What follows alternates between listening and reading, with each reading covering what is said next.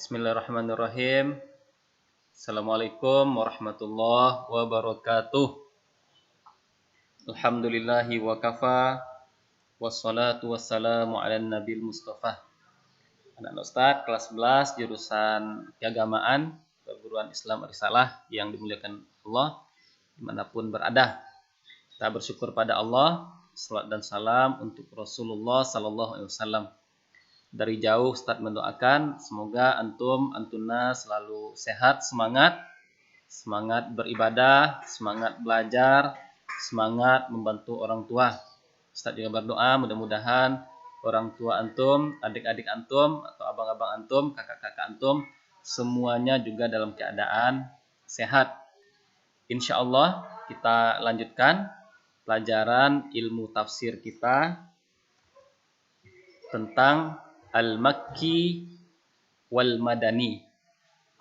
Di pertemuan kemarin kita sudah mempelajari beberapa poin penting tentang Makki wa Madani. Kita sudah menyampaikan pekan kemarin tentang ta'rif, definisi Al-Makki wal Madani. Kita juga sudah sampaikan di pertemuan kemarin urgensi atau pentingnya kita mengetahui Al-Makki wal Madani. Kita juga sudah sampaikan kemarin bagaimana cara mengetahui mana yang Makki, mana yang Madani. Ma'rifatul Makki wal Madani. Dan insya Allah di pertemuan sekarang kita akan membahas tentang yang pertama kita bahas adalah adadus suwaril makkiyah wal madaniyah. Jumlah surat-surat makkiyah dan jumlah surat-surat madaniyah. Kita juga insya Allah akan pelajari pada hari ini tentang al-makki wal madani min wassuwari ala tartibin nuzul. Al-makki al-madani dari surat-surat yang ada dalam Al-Quran berdasarkan urutan turunnya. Kemudian yang juga insya Allah kita pelajari hari ini mumayyazat wa dawabit al-makki, karakteristik dan ciri-ciri surat makkiyah. Insya Allah kita juga pelajari pada kesempatan hari ini tentang mumayyizatu wa dawabitul madani atau mumayyazat, karakteristik dan ciri-ciri surat madaniyah. Nah, ini yang insya Allah akan kita pelajari. Namun sebelum kita lanjutkan pembahasannya, kita review sedikit tentang apa yang kita pelajari pada pekan kemarin. Kita sudah sampaikan terkait dengan definisi Al-Makki wal Madani, para ulama memiliki 3 sudut pandang. Yang pertama, mereka mendefinisikan dilihat dari sisi zamanun nuzul. Nah, dilihat dari waktu turunnya. Maka yang turun sebelum hijrah itu makkiyah.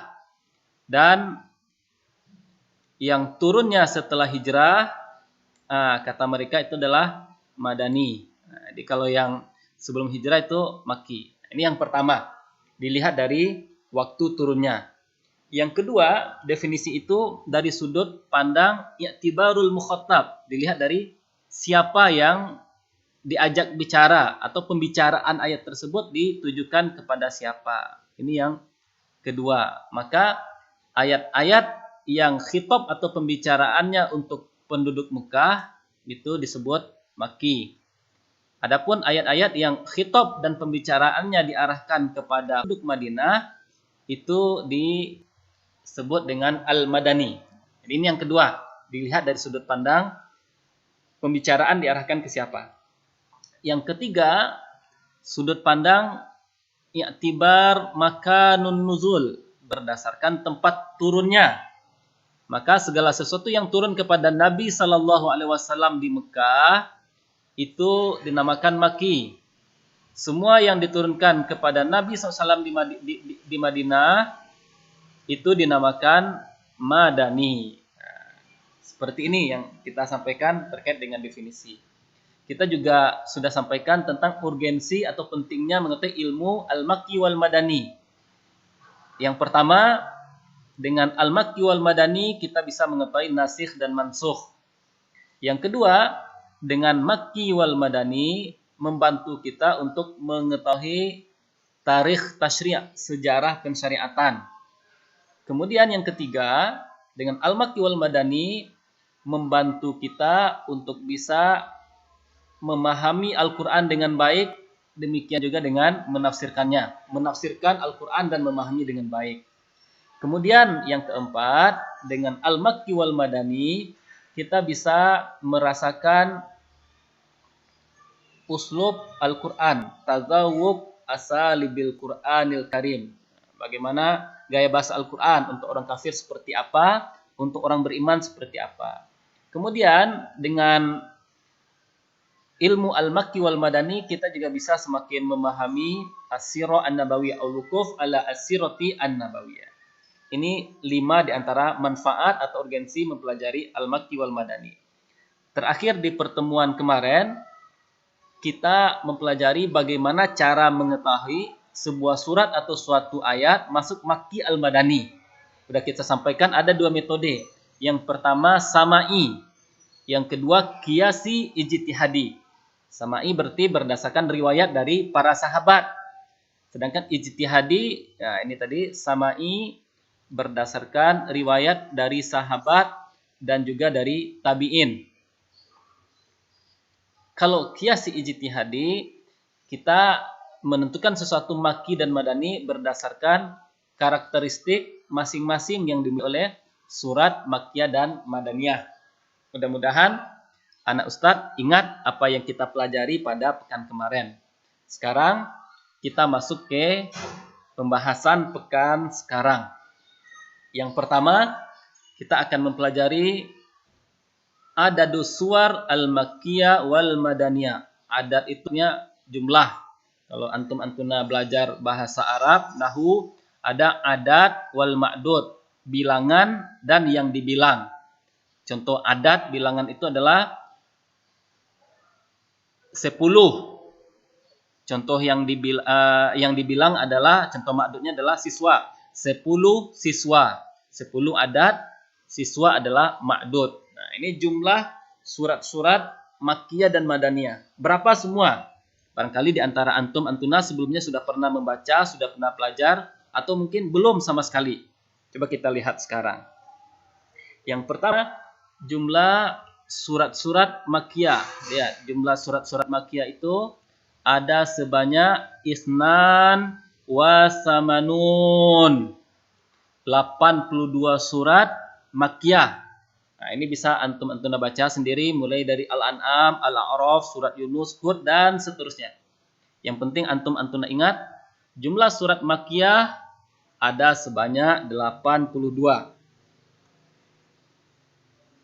Kemudian yang kedua, berapa jumlah surat Madaniyah? Jumlah surat Madaniyah tentunya lebih sedikit dari jumlah surat Makkiyah. Karena jumlah Al-Quran cuma 100. Jumlah surat Al-Quran 114. 82 sudah masuk surat Makkiyah. Surat Madaniyah itu jumlahnya ada 20 surat. Lebih sedikit daripada jumlah surat Makkiyah. Nah, kenapa demikian? Wajar saja. Karena rata-rata di juz 30 itu hampir semuanya adalah surat Makkiyah. Beberapa saja yang Madaniyah. Nah, ini Al-Baqarah itu Madaniyah. Ali Imran itu Madaniyah. An-Nisa itu Madaniyah. Yang panjang-panjang Madaniyah. Di juz 30 nanti ada An-Nasr. Nah, dia mengatakan Al-Bayyinah di Madaniyah. Ini 20. Kemudian ada juga yang berbeda pendapat ulama.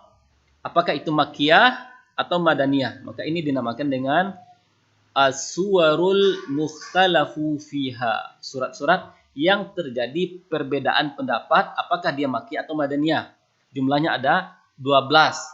82 tambah 20 tambah 12. Maka jumlahnya 114. Isna asyara. Apa saja yang terjadi perbedaan pendapat ulama? Al-Fatihah, Ar-Ra'du, Ar-Rahman, As-Saff, At-Taghabun, Al-Mutaffifin, Al-Qadar, Al-Bayyinah, Az-Zalzala, Al-Ikhlas, Al-Falaq, dan An-Nas. Nah, ini yang ada perbedaan pendapat ulama. Ada yang mengatakan ini Makkiyah, ini Madaniyah. Ada yang mengatakan surat-surat ini turun juga di Mekah, turun juga di Madinah. Nah, saya rasa udah paham antum antuna. Kalau yang Makkiyah tadi ada sebanyak 82. Kalau Madaniyah ada 20. Kalau yang terjadi perbedaan pendapat ulama itu ada isna asyara, 12. Selesai. Kita lanjut. Surat Al-Makki wal Madani minaswar ala tartibin nuzul. Ini kalau kita urutkan, Al-Quran berdasarkan urutan turunnya. Kalau Al-Quran atau mushaf yang kita baca, itu berdasarkan urutan yang sudah ditentukan. Yang pertama Al-Fatihah, Al-Baqarah, kemudian Ali Imran, An-Nisa, dan seterusnya. Tapi kalau berdasarkan urutan turun, mana yang pertama turun suratnya, kemudian mana yang terakhir turun, maka urutannya seperti ini. Surat yang pertama turun, antuna sudah tahu semua, Al-Alaq. Yang kedua turun, surat Nun. Nun wal qalami wa ma yasturun. Dilanjutkan dengan Al-Muzammil, Al-Muddassir. Dan nanti terakhir, yang turun secara utuh, terakhir turun adalah surat An-Nasr. Idza jaa nasrullahi wal fath. Mudah-mudahan antuna pernah membaca kisah ketika Sayyidina Umar bin Khattab mengundang tokoh-tokoh di antara kalangan sahabat. Kemudian di antara tokoh-tokoh itu ternyata Sayyidina Umar mengundang satu orang sahabat yang masih kecil, Sayyidina Abdullah bin Abbas. Sahabat yang sudah senior merasa tersinggung. Kenapa Abdullah bin Abbas yang masih kecil ikut hadir dalam majelis dan pertemuan orang-orang besar? Mereka mengatakan anak kami juga layak hadir di sini. Umar membaca itu dari wajah mereka. Maka mereka dites dan diuji oleh Sayyidina Umar. Apa makna yang terkandung dalam surat An-Nasr? Kemudian para sahabat senior mengatakan makna yang terkandung dalam surah An-Nasr adalah ketika Allah berikan kemenangan, ketika orang banyak masuk Islam, fasabbih bihamdi rabbika wastaghfir. Banyak beristighfar, banyak bertasbih. Nah, itu kata para sahabat senior.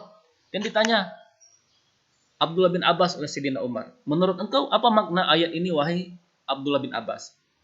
Jawaban yang dikemukakan oleh Sayyidina Abdullah bin Abbas berbeda dengan yang diungkapkan oleh sahabat-sahabat senior. Apa yang diungkapkan oleh sahabat Abdullah bin Abbas? Beliau mengatakan, ayat ini wahai Sayyidina Umar menandakan kalau ajal Rasul SAW sudah dekat, Rasul mau meninggal. Sangat jauh berbeda dengan yang dipahami oleh para sahabat. Karena Sayyidina Abdullah bin Abbas memahami, jika orang sudah masuk Islam berbondong-bondong, itu artinya tugas Rasul sudah hampir selesai. Artinya Rasul hampir meninggal dunia. Ini diantara kelebihan Sayyidina Abdullah bin Abbas. Maka ketika Sayyidina Abdullah bin Abbas selesai bicara, apa kata Sayyidina Umar? Yang saya pahami tidak berbeda dengan apa yang dipahami oleh Abdullah bin Abbas. Mudah-mudahan antuna Ustaz doakan Allah berikan pemahaman tentang Al-Quran seperti yang Allah berikan kepada Abdullah bin Abbas. Amin, amin ya rabbal alamin. Nah, sekarang kita akan belajar tentang mumayyizat atau mumayyazat wa dawabitul makki. Karakteristik dan ciri-ciri surat Makkiyah. Yang pertama kita lihat ciri-ciri surat Makkiyah. Ciri yang pertama adalah kullu suratin fiha sajadah. Setiap surat atau ayat yang di dalamnya ada sajadah itu adalah Makkiyah.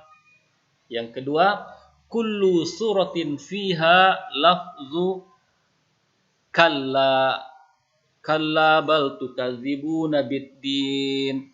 Setiap ada kala di sana itu adalah surat Makkiyah. Kala ini artinya sekali-kali tidak, teguran keras.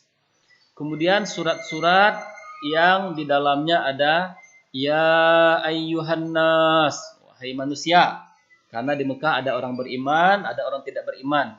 Maka panggilan yang digunakan adalah ya ayyuhan nas. Kemudian yang keempat, kullu suratin fiha qasasul anbiya wal umamil ghabira. Setiap surat yang di dalamnya terdapat kisah para nabi wal umamil ghabira dan umat-umat terdahulu. Kemudian kullu suratin fiha qissatu Adam wa iblis. Nah, setiap surat yang di dalamnya ada cerita Nabi Adam, cerita iblis, ma'adal Baqarah, kecuali surat Al-Baqarah. Surat Al-Baqarah masuk Madaniyah. Ciri yang keenam, kullu suratin tuftahu bihurufit tahajji. Setiap surat yang diawali dengan huruf hijaiyah yang terpotong-potong. Contoh, alif lam mim, alif lam ra. Setiap surat yang diawali dengan huruf hijaiyah yang terpotong-potong itu adalah surat Makkiyah, kecuali Al-Baqarah dan Ali Imran. Nah, ini dia 6 ciri khas surat Makkiyah. Ada sajadah, ada kalla, ada ya ayuhan nas, kisah para nabi, kisah Nabi Adam, kemudian huruf hijaiyah yang terpotong. Kita lanjutkan tentang karakteristik surat Makkiyah. Yang pertama, ad-da'watu ila tauhidi wa ibadatillah. Nah, ajakan untuk mengesahkan Allah dan hanya beribadah kepada Allah. Wa dzikrul qiyamah wal jannati wan nar. Di sana disebutkan tentang kiamat, surga dan neraka. Wa mujadalatul musyrikin. Nah, dan di sana ada juga dialog atau debat dengan orang-orang musyrik. Ciri yang kedua, karakteristik yang kedua, yafdahu a'malal musyrikina min safki dima'in wa akli amwalil yatama wa wa'dil banat. Di sini Allah yafdah, membuka kedok keburukan perbuatan orang-orang musyrik. Contohnya perbuatan buruk mereka itu adalah safkud dima, menumpahkan darah, membunuh orang tanpa alasan yang jelas. Kemudian memakan harta anak yatim, ini pekerjaan orang-orang jahiliyah. Wa wa'dilat, dan mereka mengubur hidup-hidup bayi perempuan yang baru lahir. Yang ketiga, karakteristik surat Makkiyah, quwwatul alfaz ma'a qasril fawasil wa ijazil ibarah. Nah, quwwatul alfaz ini artinya kandungan maknanya itu kuat, meskipun ayatnya pendek-pendek, ibaratnya ringkas-ringkas, tapi maknanya kuat. Ini salah satu kelebihan Al-Quran. Kata-kata sedikit, maknanya banyak dan kuat. Kalau kita ngomong panjang-panjang, maknanya sedikit, hikmahnya nggak jelas. Yang keempat, al-iksar min ardi qasasil anbiya wa takdzibi aqwamihim lahum lil ibrah wa zajar wa tasliyatu lir rasul sallallahu alaihi wasallam. Nah, al-iksar ini artinya memperbanyak mengungkapkan kisah-kisah para nabi dan bagaimana kaum para nabi itu mendustai para nabi. Nah, itu kisah-kisah itu disebutkan tujuannya adalah lil ibrah, agar kita bisa mengambil pelajaran. Wazajar wa tasliyatu lir rasul sallallahu alaihi wasallam. Nah, kemudian untuk ibrah, kemudian untuk teguran, dan tujuannya juga untuk menghibur Nabi sallallahu alaihi wasallam. Jadi disebutkan kisah-kisah nabi sebelumnya, bagaimana kaumnya mendustakan mereka, itu tujuannya agar ada pelajaran di sana, agar menjadi teguran bagi orang yang nakal kepada para nabi, dan juga hiburan untuk Rasul sallallahu alaihi wasallam. Ini 4 karakteristik surat-surat Makkiyah. Tauhid dan ibadah, membuka kedok keburukan amal-amal orang musyrik, kemudian maknanya kuat meskipun lafaznya singkat, dan banyak mengungkapkan kisah para nabi untuk diambil pelajaran, teguran, dan juga hiburan bagi Rasul sallallahu alaihi wasallam. Selanjutnya, mumayyazat wa dawabitul madani. Karakteristik dan ciri-ciri surat Madaniyah. Yang pertama, ciri surat Madani adalah kullu suratin fiha faridatun au had. Setiap surat yang di sana ada perintah fardu atau hudud. Wasariku wasariqatu. Pencuri laki-laki, pencuri perempuan, faqta'u aydiyahuma. Potong tangan keduanya. Itu namanya had. Itu suratnya Madaniyah. Setiap surat yang di sana ada perintah ibadah. Ya ayyuhalladzina amanu kutiba alaikumusiyam dalam Al-Baqarah. Diwajibkan berpuasa. Ini artinya surat Madaniyah. Ciri yang kedua, kullu suratin fiha dzikrul munafikin. Setiap surat yang di sana diceritakan tentang orang-orang munafik. Dalam surah Al-Baqarah Allah menceritakan fi qulubihim maradun fazadahumullahu marada. Dalam surah At-Taubah bara'atum minallah. Kemudian juga dalam surat Al-Munafikun, ada surat Al-Munafikun sendiri.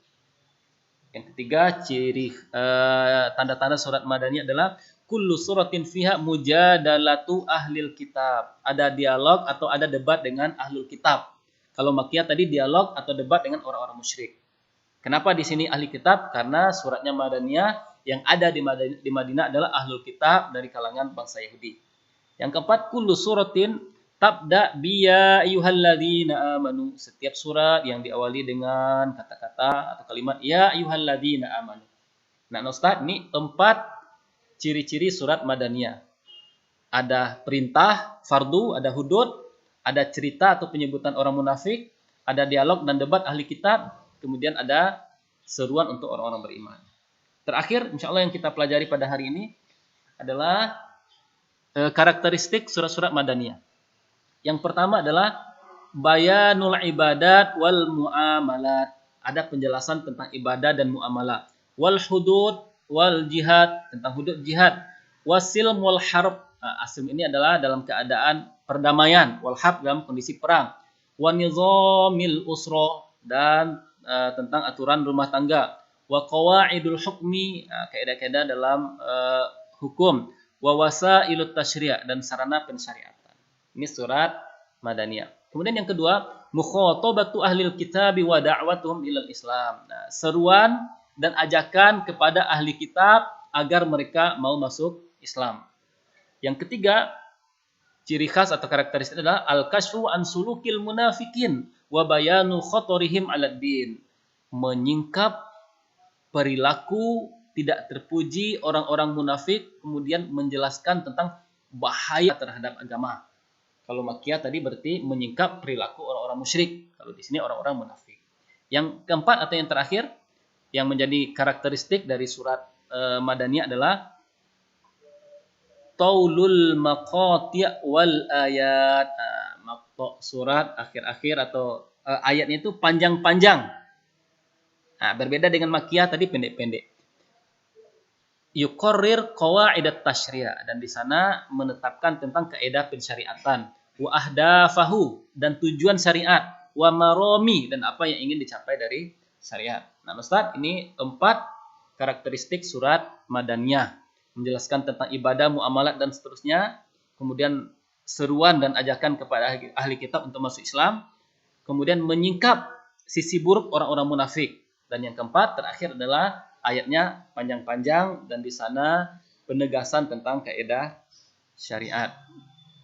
Untuk pertemuan sekarang, itu yang bisa kita pelajari. Besar harapan Ustadz, apa yang Ustadz sampaikan meskipun dari jauh, antum dan antuna bisa memahami dengan baik. Salah satu kelebihan pelajaran daring ini adalah video ini kita download atau kita tonton, bisa kita ulang kembali, berulang-ulang. Ustadznya nggak capek. Tapi kalau Ustadz di kelas, antum antuna minta Ustadz mengulang, Ustadz capek. Kalau di sini, sekali download, 10 kali antum antuna bisa mengulang-ulang. Sekali lagi Ustadz berdoa, bermohon pada Allah, mudah-mudahan anak-anak Ustadz, putra-putri, Allah berikan kemudahan untuk memahami pelajaran ilmu tafsir. Mudah-mudahan dari antum-antuna kelak lahir ahli-ahli tafsir yang benar-benar paham tentang Al-Quran. Amin, amin ya rabbil alamin. Terima kasih atas perhatian, mohon maaf atas segala kekurangan. Wallahul muwafiq ila aqwamit thariq. Billahi taufiq hidayah. Wassalamualaikum warahmatullahi wabarakatuh.